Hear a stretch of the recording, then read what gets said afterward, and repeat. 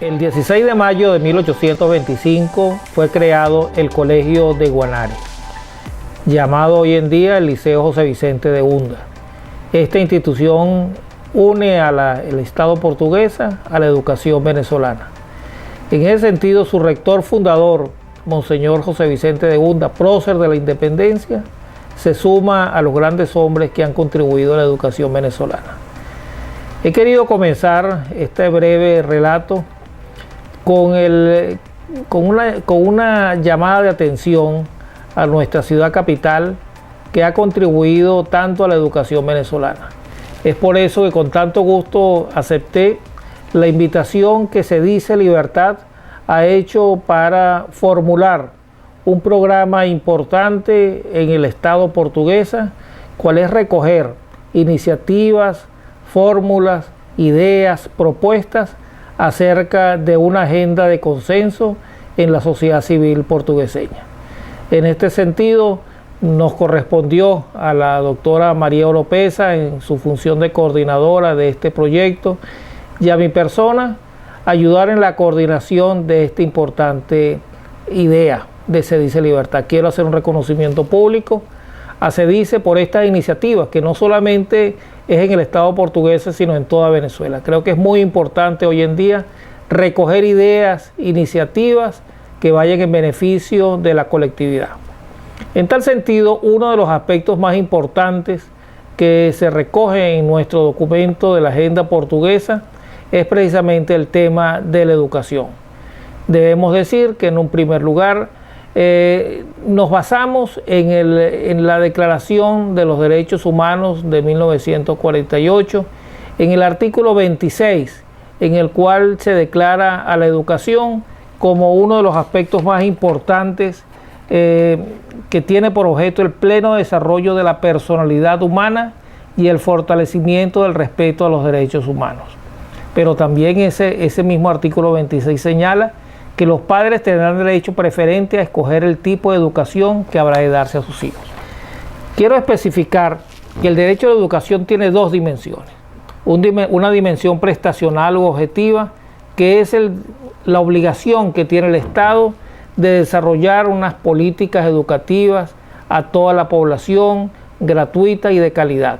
Pero también ese mismo artículo 26 y toda la demás legislación a nivel nacional e internacional recoge una faceta que lamentablemente se hace poco relevancia cuando se analiza este derecho a la educación, que es la libertad.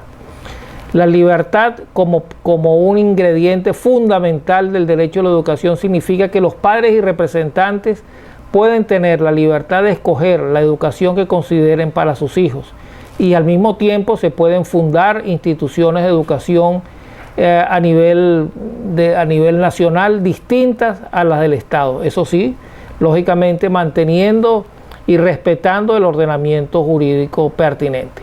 En ese sentido, entonces, quiero expresar que ese derecho a la educación contemplado en la Declaración de los Derechos Humanos y en las constituciones de los países y en los demás tratados internacionales tiene esos dos aspectos. Nosotros hemos partido en cuanto al trabajo desarrollado en Portuguesa, primero analizando la situación actual de nuestra educación. En primer lugar, no es desconocido para todos la crisis educativa que vive el país, y lógicamente eso se expresa lamentablemente en la educación nacional y naturalmente en la educación portugueseña. La situación de pobreza que vive el país, que vive en densos sectores del país, se nota fundamentalmente allí, y eso hace pues que haya una carencia de plataformas tecnológicas, que haya un descuido muy grande en la infraestructura pública educativa, donde lamentablemente las instituciones no tienen el cuidado y el mantenimiento debido para dar este servicio a los jóvenes.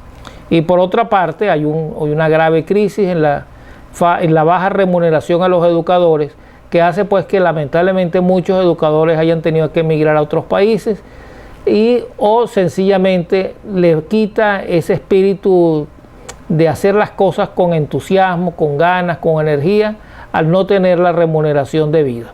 Y en ese sentido nosotros analizamos esta situación que se está viviendo actualmente en Venezuela. El enfoque que nosotros le damos al trabajo desarrollado en esta agenda portuguesa es la reestructuración del sistema educativo en el Estado, la apertura a la iniciativa privada. Debemos reconocer que en Portuguesa hay una iniciativa privada en cuanto a la educación, no solamente en educación primaria y secundaria, sino también universitaria, pero indudablemente tiene que haber una mayor relación, una mayor interrelación entre el sector privado y el sector público a los fines de sumar voluntades para mejorar la educación en el Estado portugués. Nosotros lógicamente no podemos estar de acuerdo y estas son las políticas nacionales que tendrán que ser revisadas en su momento. No creemos en el monopolio educativo en manos del Estado, por cuanto, como dije al comienzo de mi exposición, hay un factor fundamental en la educación que es la libertad. Si la libertad no se respeta, la calidad educativa indudablemente no tendrá nunca una mayor. Y fundamentalmente otro aspecto que creemos conveniente destacar es la descentralización educativa.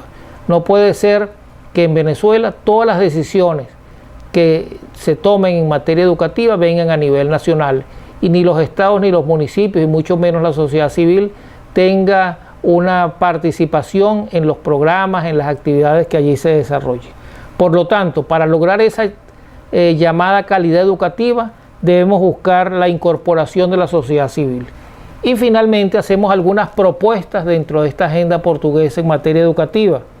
Primero, hacer un diagnóstico naturalmente para conocer la situación de la educación en Portuguesa, como dije anteriormente, y nosotros logramos en el trabajo de la agenda entrevistar a diversos actores de la educación portugueseña y vimos que hay un recurso humano importante, tanto a nivel público como a nivel privado. Debemos reconocer que a nivel de instituciones emblemáticas en materia de educación, como es Fe y Alegría, como es las escuelas asociadas a la Asociación Venezolana de Educación Católica, la ABEC, que hacen esfuerzos importantes para lograr una mejor educación.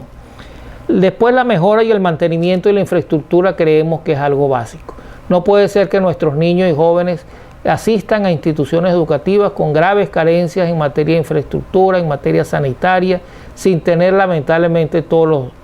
Y finalmente, lograr una justa remuneración a los educadores. Vemos que en los países desarrollados la remuneración a los educadores es lo principal.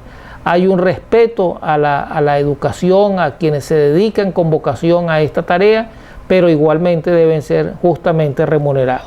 Por lo tanto, me siento pues muy complacido y aspiramos realmente que esta agenda portuguesa que estamos presentando, que se presentará dentro de poco tiempo a toda la colectividad, sea un elemento para la discusión, para el análisis, para la evaluación de los diferentes aspectos que allí tocamos, entre ellos la educación en portuguesa.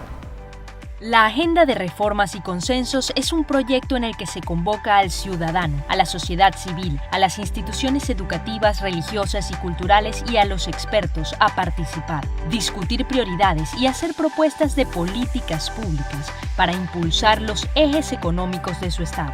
El intercambio resulta en un informe que puede ser encontrado en el portal web de CEDICE Libertad. CEDICE nos convoca a pensar para que de nosotros mismos salgan las soluciones.